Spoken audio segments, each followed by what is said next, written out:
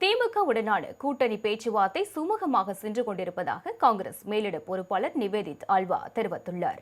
திருச்சி மாவட்ட காங்கிரஸ் கட்சி அலுவலகத்தில் செய்தியாளர்களை சந்தித்த அவர், வாக்குச்சாவடி முகவர் குழு பலத்தை அதிகரிப்பது தொடர்பாக தற்போது பணிகள் நடைபெற்று வருவதாக தெரிவித்தார். அனைத்து மாவட்டங்களிலும் கிராம கமிட்டிகளை உருவாக்கி வருவதாகவும், ஒவ்வொரு சட்டமன்ற தொகுதிக்கும் தலா 1000 பேரை கொண்ட குழுக்களை அடையாளப்படுத்தி வருவதாகவும் அவர் கூறினார்.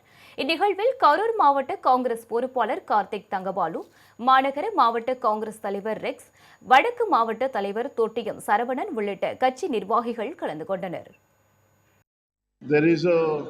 Because the process is still ongoing, from our end we have confirmation of uploading to the website of roughly about 42,000 BLA workers. The process is still ongoing, so we will have final numbers towards the end of the week, but it will be upwards of 50,000 once we have completed the process. இதனைத் தொடர்ந்து புதுக்கோட்டை மாவட்ட காங்கிரஸ் கட்சி அலுவலகத்தில் நடைபெற்ற ஆலோசனைக் கூட்டத்தில் Nivedith Alva கலந்து கொண்டார். தெற்கு மாவட்ட தலைவர் மணிகண்டன் தலைமை தாங்கிய இந்நிகழ்ச்சியில் வடக்கு மாவட்ட தலைவர் பெனட் அந்தோணிராஜ் உள்ளிட்ட பல காங்கிரஸ் கட்சி நிர்வாகிகள் கலந்து கொண்டனர்.